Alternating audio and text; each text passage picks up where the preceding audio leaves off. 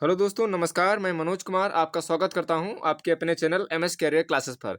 तो जैसा कि हम लोग पढ़ रहे हैं प्रश्नावली 3.3 इसके 2 क्वेश्चंस कर चुके थे। उसमें से कई क्वेश्चंस थे हमने पिछली वीडियो में देखा है।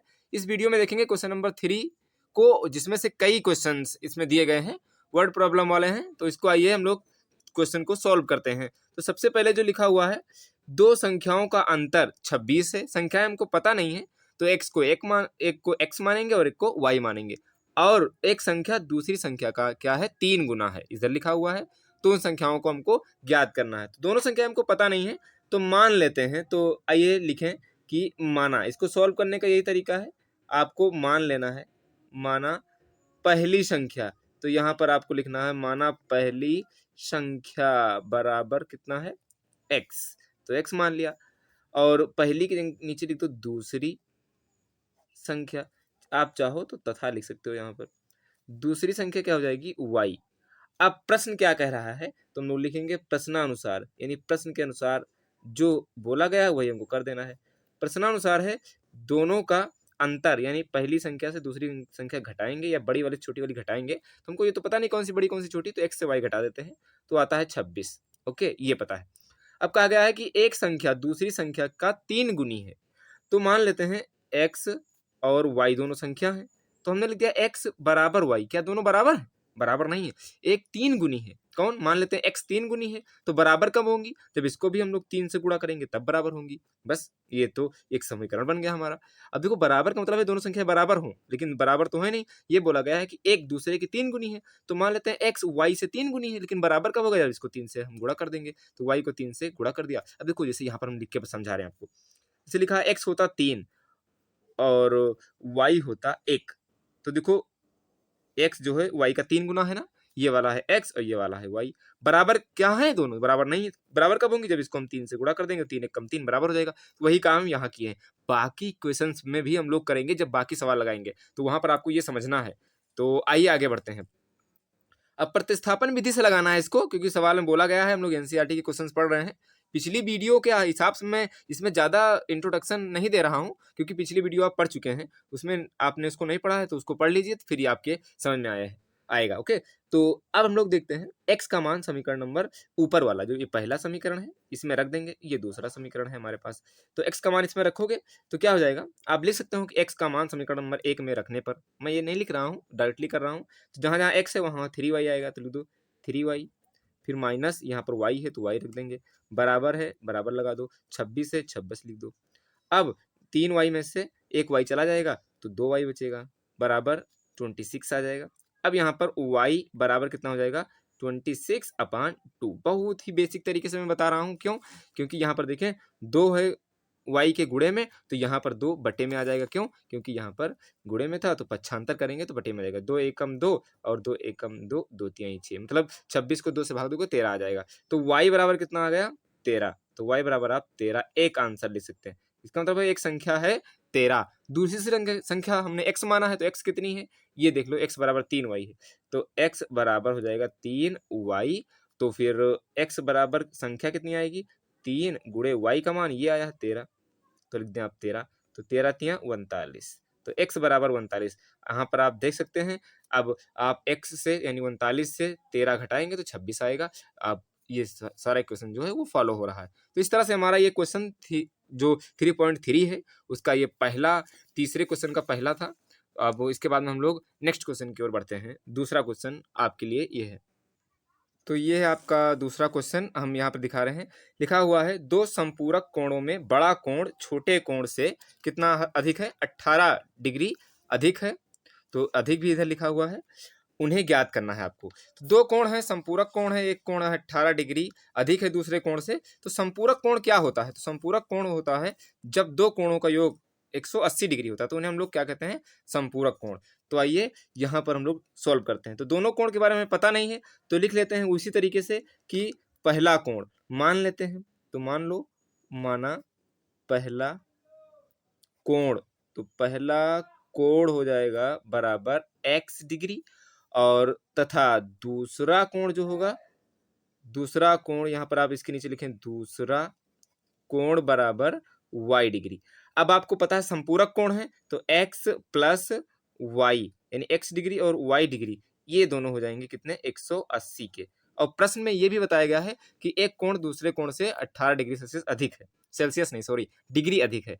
तो ये 18 डिग्री मान लेते हैं x y के बराबर है। क्या बराबर है? बराबर नहीं, 18 अधिक है। मान लेते हैं x अधिक है तो y बराबर कब होंगे? जब y में 18 आप जोड़ देंगे, इस तरह से ये अधिक हो जाएगा। यहाँ पर आप समझे दोनों कोण बराबर तो है नहीं, तो मान लेते हैं x अधिक है, पहला वाला कोण अधिक है, तो बराबर कब होंगे? जब इधर 18 जोड़ेंगे तब। ये समझ में आ गया।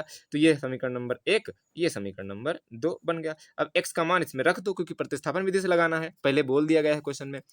तो जहां जहां x है वहां वहां रख देंगे क्या हम लोग y प्लस 18, तो लिखेंगे y प्लस 18 और प्लस y तो है ही है इसमें, बराबर डिग्री लिखें चाहे ना लिखें आप, और 180 जो मान आएगा वो डिग्री में ही आएगा। अब एक y यहाँ पर है, यहाँ 18 एक 19 एक 20 नहीं होगा क्योंकि यहाँ 18 नंबर में 18 y नहीं है, तो एक y ये हो जाएगा 2y और प्लस 18 बराबर 180। अब 18 उधर चला जाएगा तो ये हो जाएगा माइनस में, यानी 180 माइनस 18 और ये हो जाएगा कितना 2y। ओके, ये थोड़ा दिख कम रहा है, ये समझ लो आप। यहाँ पर एक y हो गया 2y और 18 था और 180 बराबर में है। अब ये 18 प्लस में है, उधर चला जाएगा माइनस में, तो देखो माइनस में आ गया। अब ये 2y बचा, तो ये y अकेले बचेगा, 2 इधर चला जाएगा, इससे पहले हम घटा देंगे तो ये हो जाएगा 162 और बटे में कितना 2, तो 162 का आप डिवाइड करेंगे 2 से तो आएगा 81। तो इसका मतलब है कि y बराबर जो दूसरा कोण है वो 81 डिग्री है। तो हम लोग लिख देंगे कि y बराबर कितना 81 डिग्री। अब दूसरा कोण निकालना है तो ये है, सॉरी ये नहीं लिखना है, ये हो जाएगा इतना आंसर। फिर दूसरा कोण जो हमको लिखना है वो है कैसा, यहाँ पर लिखा हुआ है x बराबर y प्लस 18, क्योंकि 18 अधिक है तो 18 जोड़ दें आप, तो हम लोग लिखेंगे दूसरा कोण, यानी ये y बराबर आ गया है, x बराबर हो जाएगा, यहाँ पर इसे डिवाइड कर देते हैं y प्लस 18, तो x बराबर हो जाएगा कितना है 81 आया है और प्लस 18, 81 हो जाएगा 99 डिग्री। तो दो कोण हमको पता चल गए, एक है 81 और एक है 99। इस तरह से आप इस क्वेश्चन को छाप सकते हैं। तो हम लोग बढ़ते हैं थर्ड क्वेश्चन की ओर, जो क्वेश्चन नंबर 3 का है। हम लोग एक्सरसाइज पढ़ रहे हैं 3.3 of your class 10th math. तो ये अगला क्वेश्चन आपके सामने है, लिखा हुआ है एक क्रिकेट टीम के कोच ने 7 बल्ले तथा 6 गेंदें, तो 7 बैट और 6 गेंद 3800 रुपए में खरीदी। बाद में उसने 3 बल्ले और 5 गेंद 1750 रुपए में खरीदा। तो क्या बताना है आपको, प्रत्येक गेंद और बल्ले का मूल्य क्या है, मतलब हर एक बल्ला और हर एक गेंद कितने कितने रुपए की रही होगी। तो आइए देखते हैं इस क्वेश्चन को कैसे सॉल्व करेंगे। तो हमको पता नहीं कि एक बल्ला कितने रुपए का है, ना गेंद पता एक गेंद कितने रुपए की है, तो मान लेंगे, फिर वही सबसे अच्छा तरीका है कि मान लेंगे। तो लिखो माना एक गेंद, या प्रत्येक गेंद लिख सकते हैं आप, दोनों सही है, प्रत्येक गेंद का मूल्य, उसमें पहले बल्ला है लेकिन पहले मैंने गेंद लिख दिया है तो ये लिख दिया आप x रुपए, ठीक, x रुपए हो गया। और प्रत्येक बैट या फिर बल्ले का मूल्य बराबर है y रुपया। अब ये दोनों पता चल गया है। अब आप जितनी गेंदें खरीदेंगे उसको उसके एक से गुणा, मतलब जितने एक की कीमत रहेगी उससे गुणा कर देंगे, पता चल जाएगा। जैसे कि एक गेंद 10 रुपए की है तो 5 गेंद खरीदा तो 5 दाम 50, उस तरह से हो जाएगा। तो हमने x रुपए की खरीदी और y रुपए की खरीदी, जितने खरीदे उससे गुणा कर देंगे। तो सबसे पहली शर्त है, तो आप यहाँ पर लिखें पहली शर्त बोलें या फिर पहली बार में उसने कितना क्या खरीदा है, तो ये ता बना हुआ है। पहली शर्त क्या है कि उसने 7 बल्ले, तो 7 बल्ले का मूल्य हो जाएगा 7 y, क्योंकि बल्ले का मूल्य y रुपया है, और प्लस गेंदे कितनी खरीदी हैं 6 गेंदे, यानी 6x बराबर कितने रुपए इसके लिए अदा किए हैं 3800 रुपए। ओके, तो ये समीकरण नंबर 1 बन जाएगा। ठीक, फिर दूसरा समीकरण है कि 3 बल्ले, तो 3 बल्ले खरीदे हैं लेकिन एक बल्ले का मूल्य कितना रुपया है y रुपया, तो हो जाएगा 3y। और फिर उसके बाद 5 गेंद, तो एक गेंद का मूल्य 5 गेंद खरीदा है तो एक गेंद का मूल्य x रुपया है, तो ये हो जाएगा इस तरह से 5x बराबर, ये सब मिला करके बल्ले का और गेंद का मूल्य मिला करके 1750 है। तो 1750 का दूसरा समीकरण होगा ये। अब हम लोग एक समीकरण से मान निकाल लेंगे और फिर दूसरे समीकरण में रख देंगे, बस पता चल जाएगा हमको, क्योंकि प्रतिस्थापन विधि से ही बुक में बोला गया है, एनसीईआरटी बुक में पढ़ा रहा हूँ, वहीं उसमें प्रतिस्थापन विधि बोली गई, तो आपको वैसे लगाना है। तो इसी से निकाल लेते हैं, क्योंकि यहाँ से आप निकालना आसान है थोड़ा सा, कॉमन तो है नहीं कि कॉमन ले लें। तो आइए इसमें क्या करते हैं कि हम 3y 5x को उधर भेज देते हैं, तो हो जाएगा 17 50 माइनस 5x। y निकालना है तो y बराबर हो जाएगा, ये हो जाएगा 1750 माइनस 5x बटे में 3। ये हो गया y का मान। अब आप चाहे x का मान निकालते चाहे y का मान निकालते, यहाँ से आ गया। अब इस समीकरण को y का मान समीकरण 1 में रखना है, क्योंकि जिस समीकरण से निकालोगे उसमें नहीं रखना, दूसरे में रखना है। तो हम लोग लिख देंगे कि y का मान समीकरण नंबर 1 में रखने पर, तो लिख दो y का मान समीकरण 1 में रखने पर, तो भैया इसको जल्दी से रखो, जहां जहां y है वहां वहां इतना रखा जाएगा। तो ऊपर 7 है, 7 y है, तो इसका मतलब 7 गुणे में है, तो है 1750 माइनस 5x बटे में 3, और ये 7 पूरे से गुणा है क्योंकि y से गुणा है, और प्लस ये हो जाएगा 6 और x बराबर है 3800, तो ये हो जाएगा 3800। अब इस तरह से हम लोग इसको 7 से पहले गुणा करेंगे और फिर इससे भी गुणा करेंगे और फिर इसको जोड़ेंगे। अभी कैलकुलेशन करते जाएंगे बस, और कुछ नहीं करना इसमें। तो देखें कैलकुलेशन करें, 7 को 1750 से गुणा करो तो 7 शून्य शून्य हो जाएगा, 7 पछे 35 के 5, 3 हासिल आ जाएगा, 7 सत्ते 49, 3 52 के 2, और 7 एकम 7 5 12, ये हो जाएगा 12250 माइनस 5 सत्ते 35x, और प्लस यहाँ पर हो जाएगा, ये बटे में पहले लिख दें हम, ये बटे 3, और ये प्लस यहाँ ना लग करके यहाँ लगेगा 6x बराबर 3800। ओके, अब उसके बाद में ये इसके नीचे कुछ नहीं है हर, ये वाला इससे गुणा हो जाएगा। ये पिछली वीडियो में कई बार बताए हैं, भिन्न का जोड़ घटाव आप लोग को सीखना पड़ेगा। तो यहाँ पर क्षेत्रिक 18 हो जाएगा, तो ये हो जाएगा 12250 माइनस 35x और क्षेत्रिक 18, तो ये हो जाएगा 18x बराबर, ये हो जाएगा 3800, और ये इसके पूरे के बटे में आ जाएगा कितना 3, ये वाला बराबर यहाँ लगना चाहिए था, यहाँ पर इसको हटा दो, और 3800 थोड़ा नीचे होगा। अब देखें इतना आ गया, अब 3 इससे गुणा हो जाएगा, तो डबल शून्य तो होंगे ही, और 38 को हम लोग 3 से मल्टीप्लाई करेंगे, तो 3 अठे 24 और 3 त्रिका 9 2 11, 11,000 आ जाएगा। अब ये हम लोग यहाँ पर ये प्लस है, तो यहाँ पर प्लस लगा दो, नहीं तो गड़बड़ हो जाएगा। अब 35 और इसमें घटाएंगे तो माइनस का 17 बचेगा, तो माइनस का 17x, क्योंकि एक प्लस में एक माइनस में घट जाएगा, और ये हो जाएगा कितना 12250। ये 3 कहाँ चला गया, 3 उधर गुणा हो गया है, ठीक है।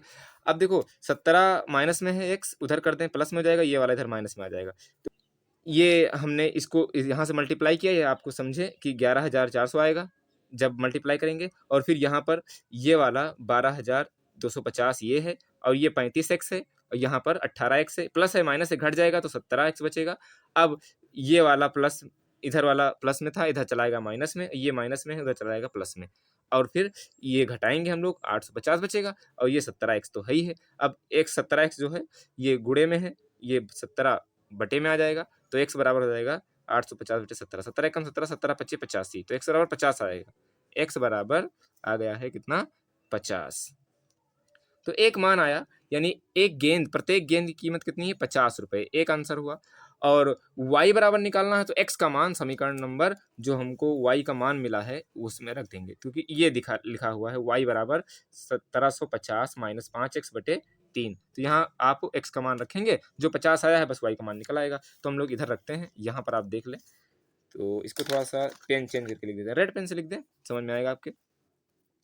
तो y बराबर कहाँ लिखें, यहाँ पर लिखते हैं थोड़ा से ऊपर करके, यहाँ y बराबर जो दिया गया समीकरण आप देख लें, साथ साथ में लिखें, तो 1750 माइनस 5x और बटे में 3, तो y बराबर हो जाएगा 1750 और माइनस 5 और 50 हो जाएगा x का मान बटे 3। ओके, अब देखें यहाँ पे y बराबर क्या होगा, 1750 माइनस 50 को 5 से गुणा करोगे तो हो जाएगा 250 और बटे 3। अब 1700 यहाँ आ जाएगा 50, अब घटा ही देते, 1750 से 250 चला जाएगा तो 1500 पूरा बचेगा।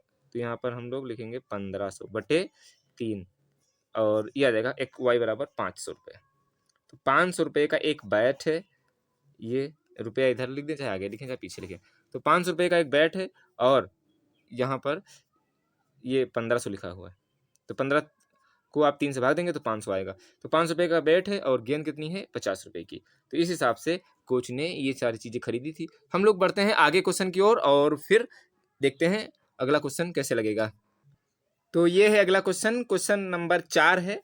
देखें, एक नगर में टैक्सी के भाड़े में, तो एक नगर में टैक्सी का भाड़ा जो है उसमें नियत भाड़ा भी जुड़ा हुआ है। लिखा गया है नियत भाड़े के अतिरिक्त चली गई दूरी का भाड़ा सम्मिलित है। अब इसको समझने के लिए आप ये समझें कि एक टैक्सी का हर 1 किलोमीटर जाने पर तो भाड़ा पड़ता ही है। जैसे 10 रुपये जाओ पड़ेगा तो 1 किलोमीटर जाओगे, वैसे 2 किलोमीटर जाओगे तो 20 रुपये पड़ेगा। तो हर किलोमीटर का भाड़ा फिक्स है, लेकिन एक नियत भाड़ा भी फिक्स है कि आप टैक्सी करते हैं, जैसे आप टैक्सी कोई भाड़े पे करेंगे तो उसका 10 रुपया 5 रुपया वो तो पड़ेगा ही पड़ेगा। उसके बाद में अगर आप जितना किलोमीटर जाएंगे उतने किलोमीटर के हिसाब से भाड़ा पड़ेगा। इसका मतलब है आपने टैक्सी सिर्फ कर ली तो टैक्सी करने के लिए, जिसको आप शायद बयाना बोलते हैं, उसके लिए क्या आपको उतना पैसा पे करना पड़ेगा। ठीक है, अब उसमें भाड़े में सम्मिलित कर दिया गया है कितना चली गई दूरी का भाड़ा जो प्रति किलोमीटर के हिसाब से, और पहले जो भाड़ा फिक्स है वो, और फिर वो भाड़ा वो ऐसा फिक्स है कि आप जाएं कहीं ना जाएं वो भाड़ा तो आपको देना ही पड़ेगा। ठीक है, और लिखा है 10 किलोमीटर की दूरी तय करने के लिए 105 रुपया और 15 किलोमीटर की दूरी तय करते हैं तो 155 रुपया पड़ता है भाड़ा। नियत भाड़ा तथा प्रति किलोमीटर का भाड़ा क्या है और 225 किलोमीटर अगर आप जाते हैं तो कितना भाड़ा पड़ेगा। आइए सॉल्व करते हैं। तो हम लोग मान लेते हैं दोनों कुछ नहीं पता है कि हर 1 किलोमीटर जाने पर कितना वो भाड़ा लेता है, कितना रुपया लेता है, और फिर ये नहीं पता है कि नियत भाड़ा वो कितना है, कितने रुपए पर टैक्सी फिक्स होती है।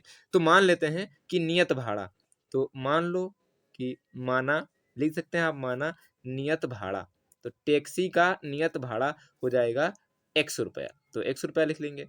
और हर 1 किलोमीटर का कितना भाड़ा है, प्रति किलोमीटर का भाड़ा, तो प्रति किलोमीटर का भाड़ा वो हो जाएगा y रुपया। ठीक है, तो प्रति किलोमीटर का भाड़ा हो गया हमारा y रुपया। अब बताया गया है कि 10 किलोमीटर जाते हैं तो उसमें नियत भाड़ा भी जुड़ा हुआ है। तो 10 किलोमीटर के लिए हम लोग लिखेंगे फॉर 10 किलोमीटर, 10 किलोमीटर के लिए, जब 10 किलोमीटर की यात्रा हम लोग करते हैं तब क्या होगा कि 10 किलोमीटर जाएंगे तो 10 रुपये के हिसाब से आपको 10 किलोमीटर में y रुपये के हिसाब से देना पड़ेगा, क्योंकि हर 1 किलोमीटर जाओगे तो y रुपया पड़ेगा, और प्लस उसमें नियत भाड़ा भी जुड़ा है x, क्योंकि नियत भाड़ा जुड़ा गया है। ये पड़ता है आपका 10 किलोमीटर पर कितना 105 रुपये। लेकिन आप 15 किलोमीटर जाते हैं तो कितना पड़ता है, तो 155 रुपया पड़ता है। तो 15 सॉरी यहाँ पर 15 होगा, 15y प्लस इसमें भी नियत भाड़ा जुड़ा है तो 155 रुपये, 155 रुपये। समीकरण नंबर 1 और समीकरण नंबर 2। अब यहाँ से x का मान निकालेंगे आप, चाहे ऊपर से चाहे नीचे से निकाल लें, चाहे जिससे निकाल लें। तो यहाँ से अगर हम x का मान निकालें तो 15y उधर माइनस में हो जाएगा, तो ये हो जाएगा, या फिर हाँ x का ही निकालो आसान रहेगा, तो हो जाएगा 155 माइनस ये हो जाएगा कितना 15y। अब x का मान आ गया है, अब हम लोग क्या करेंगे आगे सॉल्व कर लेंगे इसी तरीके से।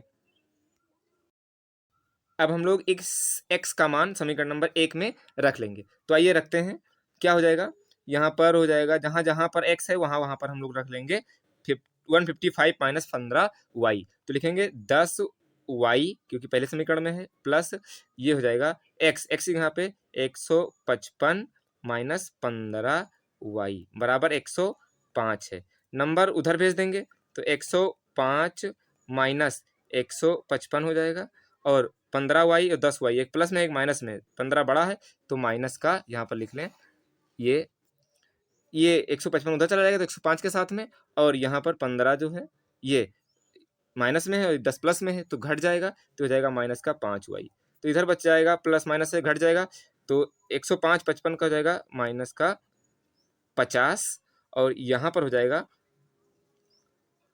ये माइनस का 5y, तो माइनस माइनस कट जाएगा तो y बराबर आ जाएगा कितना, y बराबर होगा 50/5, 5 कम 5, 5 दाम 50, तो y बराबर आ गया 10। ठीक, तो y बराबर 10 रुपये आ गया, यानी 10 रुपये प्रति किलोमीटर का भाड़ा है। अब y का मान निकल आया है। अब x का मान निकालेंगे तो x का मान इस समीकरण से निकाल देंगे, यहाँ पर जो लिखा हुआ है। तो x का मान निकालें वहां से, तो x बराबर हो जाएगा 155 माइनस 15y, तो 155 लिखेंगे और माइनस 15 गुणे 10 लिख देंगे, क्योंकि y का मान 10 आया है। तो 155 और माइनस ये हो जाएगा 150, तो x बराबर हो जाएगा कितना, 5। 150 155 से 150 घट जाएगा, तो x बराबर आ जाएगा 5 रुपया। तो 5 रुपया नियत भाड़ा है उसका। ऐसे अगर आपको कितना जाना है, 25 किलोमीटर जाना है, तो 25 किलोमीटर के लिए लिख लिए आप, 25 किलोमीटर के लिए, तो 25 किलोमीटर के लिए कितना देना पड़ेगा आपको, पेन चेंज कर देते हैं। तो 25 किलोमीटर के लिए आपको देना पड़ेगा 100 रुपया, तो देना ही पड़ेगा नियत भाड़ा जो है उसका, जो आप टैक्सी करेंगे तब। और 25 किलोमीटर जाएंगे, हर 1 किलोमीटर का कितना पड़ता है, 10 रुपया पड़ता है। इससे y का मान ये आया हुआ है। अब हो जाएगा 25 किलोमीटर के लिए x की जगह पे 5 है, प्लस 25 और ये गुणा करेंगे तो आप 250 हो जाएगा, तो हो जाएगा 255 रुपये 25 किलोमीटर के लिए। तो ये सारे आपके आंसर हो गए। तो इस तरह से आप इसको सॉल्व कर सकते हैं आसानी से। हम लोग बढ़ते हैं एक और क्वेश्चन की ओर, जो है आपके लिए। तो अगला क्वेश्चन ये है कि यदि किसी भिन्न में हम क्या करें, उसे अंश और हर में 2 जोड़ दें, भिन्न के अंश में और हर में दोनों में 2-2 हम जोड़ दें, और तब वो भिन्न बन जाती है 9/11।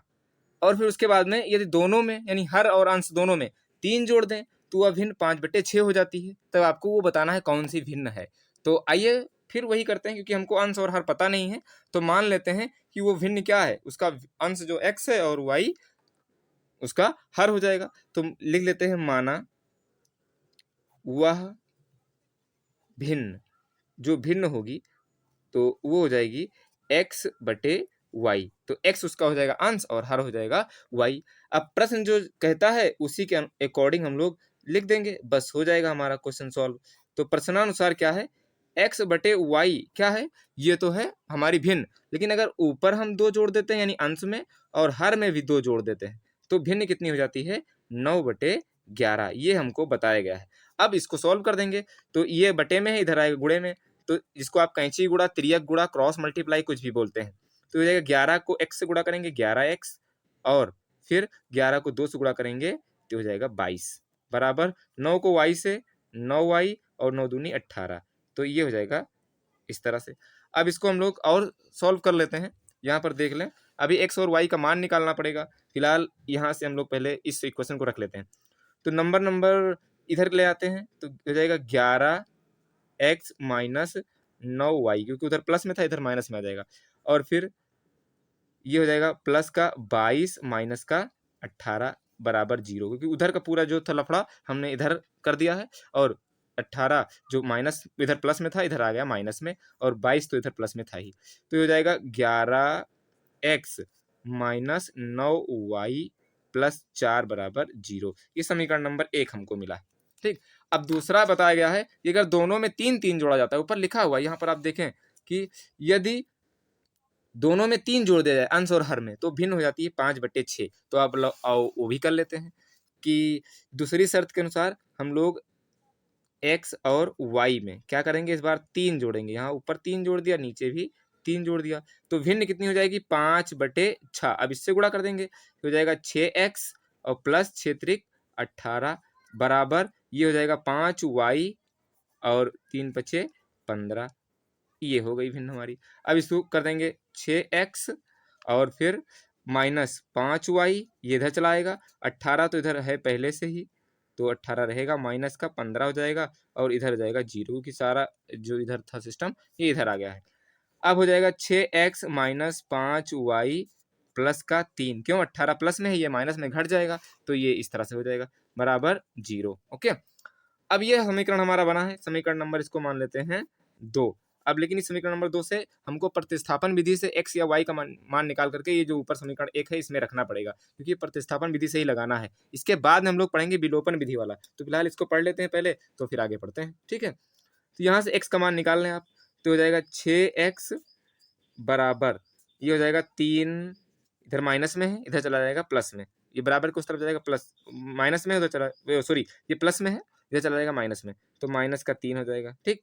और ये फिर कितना हो जाएगा, ये इधर चला आएगा, अभी लाओ इधर लिख दें, अच्छा माइनस का 5 हुआ, तब ज़्यादा समझ में आएगा।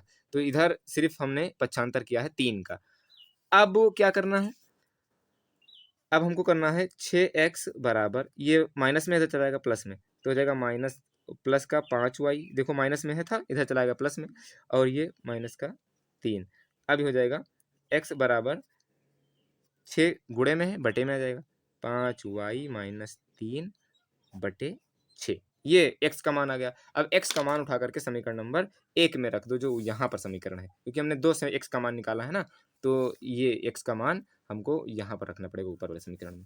तो ऊपर वाला समीकरण हमारा कौन सा है, इधर लिख देते हैं। तो इधर लिखते हैं कितना है, समीकरण नंबर 11x, तो 11x की जगह पे आया है ये जो लिखा हुआ है हमारा, ये 5y माइनस 3 बटे 6, तो जहाँ जहाँ x है वहाँ वहाँ लिखेंगे 5y माइनस 3 बटे में 6, ठीक है। और फिर माइनस 9y, और फिर उसके बाद में प्लस 4, चाहे तो आप इधर बॉर्डर खींच सकते हैं ताकि ये इसका लफड़ा है, और फिर बराबर ये है 0। अब क्या होगा, इसको सॉल्व कर देंगे, बस अभी निकल आएगा मान। तो 11 पचे ये हो जाएगा 55y, इसका मतलब गुणा इस सब में है भैया, और 11 तिहाई 33, तो हो जाएगा 33 बटे में 6 माइनस का 9y और प्लस का 4 बराबर 0, ठीक है। अब क्या करेंगे, यहाँ पर इसको इससे और इससे लासा लेकर के, पूरे का लासा आ जाएगा 6, आपको पता है ये हो जाएगा 55y, और फिर 33 माइनस का, क्योंकि इसके नीचे तो हर है ही, 6 से भाग देंगे उतना एक ही आएगा, माइनस का 9 छंग 54y, और प्लस का 6 चौको 24 बराबर 0। ये इतना समझें आप, भिन्न वाला जोड़ है यहाँ पर, आसानी से किया गया है। 55y में से 54y चला जाएगा, एक ठो y बचेगा, ठीक है। और यहाँ पर 33 और 24 को आप घटाएंगे तो ये बचेगा कितना, 33 में से 24 चला जाएगा, 9 बचेगा, तो ये बचेगा माइनस का 9, और ये 6 इधर गुणा हो जाएगा तो आ जाएगा 0, क्यों, क्योंकि इधर 0 से 6 का मल्टीप्लाई इसका होगा, तो क्या बचेगा, 0 आ जाएगा। और y बराबर आ गया 9, अब y बराबर आ गया 9, तो 9 एक तो मान आ गया हमारा, जो नीचे वाली भिन्न थी वो आ गई 9, हर आ गया 9, और y का मान अब इस इक्वेशन में रख दो, x भी आ जाएगा। तो रखो x बराबर कितना आ जाएगा, 5 गुणे 9, क्योंकि y की जगह पे 9 आया है, यहाँ पर देख लें आप, और फिर माइनस का 3 बटे में 6, तो ये हो जाएगा x बराबर 9 पचे 45 माइनस 3 बटे 6, तो 45 में से 3 चला जाएगा, बचेगा 42 बटे 6, 6 एकम 6, 6 सते 42, तो x का मान आ गया 7। ये हो गया हमारा आंसर। और भिन्न क्या हो जाएगी हमारी, अंश ऊपर है यानी 7 हो जाएगा, और तो अतः भिन्न बराबर आप ले सकते हैं, भिन्न बराबर हो जाएगी 7 बटे 9, ये हो जाएगी आंसर। अच्छा आप देखें क्या सेटिस्फाई करता है, आंसर सही है।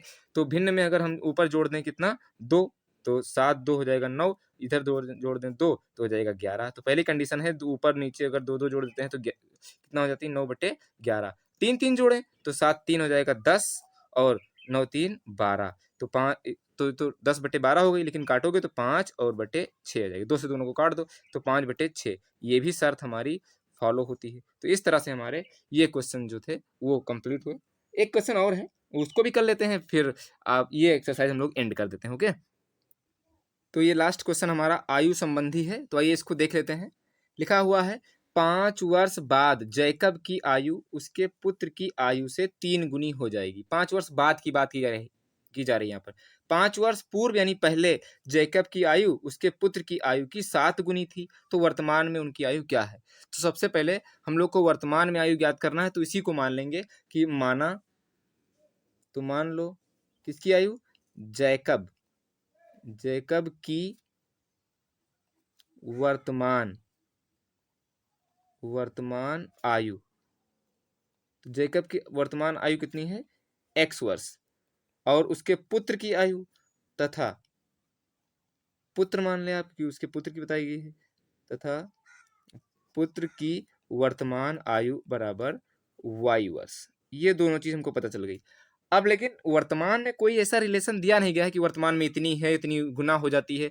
जो भी दो रिलेशन है, वो रिलेशन हमारे 5 वर्ष एक पूर्व की है और एक 7 वर्ष 7 गुनी हो जाती है, जबकि एक है 3 गुनी जो है वो उसके पुत्र की 5 वर्ष बाद की है।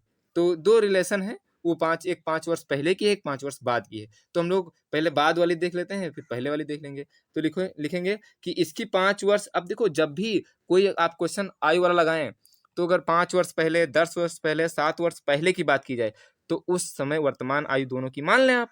फिर क्या करें कि जितने वर्ष पहले, उतने वर्ष पहले उनकी आयु क्या थी वो लिखें। तो हम लोग जैकब की आज x है, तो 5 वर्ष पहले कितनी रही होगी, ये x माइनस 5 रही होगी। इसे आप आज 18 साल के हैं, तो 5 साल पहले 13 साल के रहे होंगे, मतलब उससे 5 साल घटाओगे ना, तो और 5 साल बाद 23 साल के होंगे, मतलब 5 जोड़ना है। तो जितने साल बाद उतना प्लस, जितने साल माइनस करना है उतना पहले हो जाएगा। ठीक है, तो 5 वर्ष बाद की बात की गई है, तो लिखेंगे 5 वर्ष बाद जैकब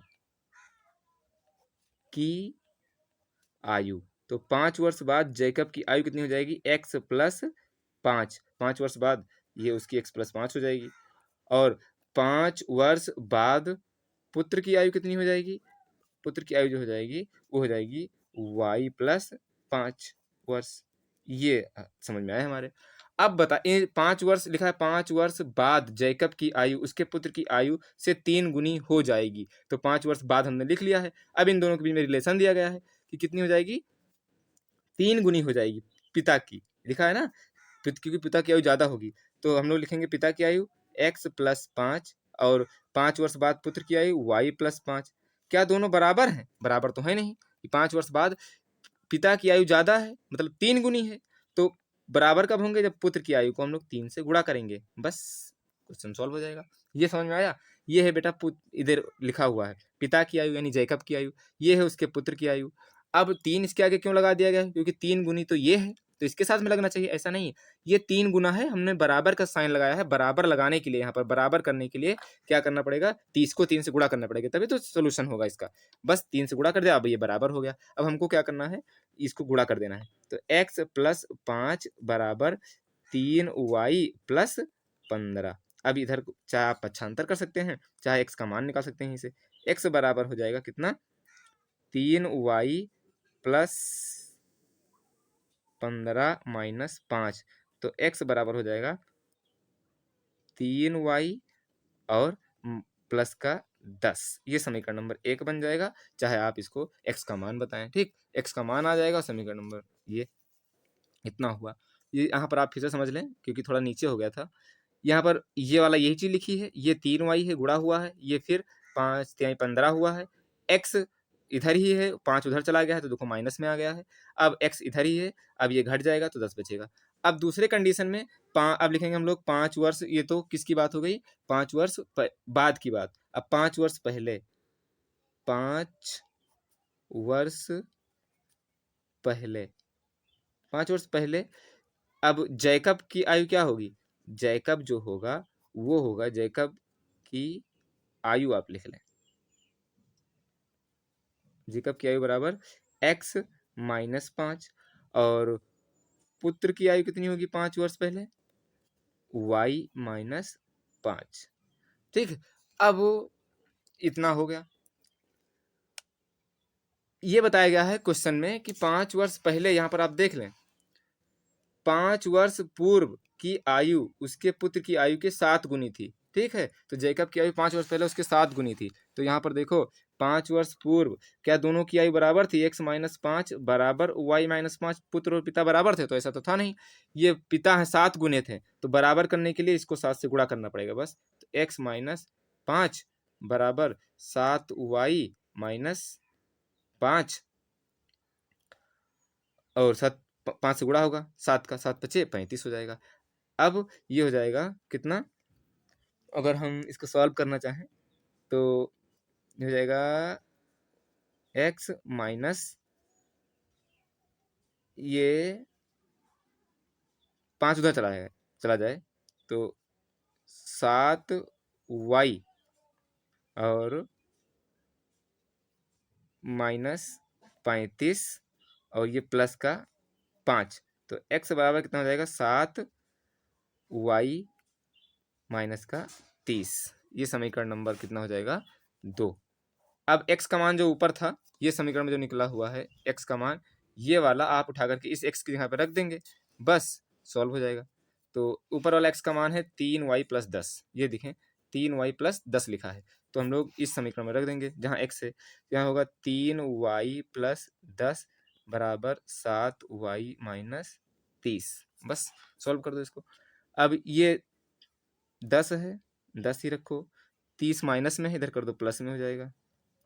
7y ऐसे है, ये 3y प्लस में, इधर चला जाएगा माइनस में 3y, तो 4y बचेगा, तो हमने लिख दिया 4y बराबर 40 हो जाएगा। और ये कितना हो जाएगा, अब आप चाहे आगे लिखें या पीछे लिखें, अब यहाँ पर y बराबर हो जाएगा 40/4, यानी 4 एकम 4, 4 दाम 40, 10। तो y का मान कितना आएगा 10, यानी पुत्र कितने साल का है 10 साल का। x का मान निकालना है तो x का मान आप इस समीकरण में रख के निकाल सकते हैं, चाहे यहाँ वाले समीकरण में रख के निकाल सकते हैं, जहाँ मन के वहाँ निकाल लें। चलो आओ यहीं निकाल देते हैं। यहाँ पर देखें आप इसका, तो x बराबर हो जाएगा 7 × 10, क्योंकि यहाँ पर देखो एक y का मान 10 आया है, यहाँ पर y था, और माइनस का 30, तो हो जाएगा x बराबर 70 - 30, तो x बराबर 40। तो पिता कितने साल के हैं, यानी जैकब 40 वर्ष का है और पुत्र 10 साल का है। तो इस तरह से आप क्वेश्चन कर सकते हैं। हमें बताइए आप लोग कैसी लगी वीडियो। आज के लिए इतना ही, हम लोग मिलते हैं नेक्स्ट टॉपिक के साथ में इसी मैथ में। तब तक के लिए थैंक यू सो मच।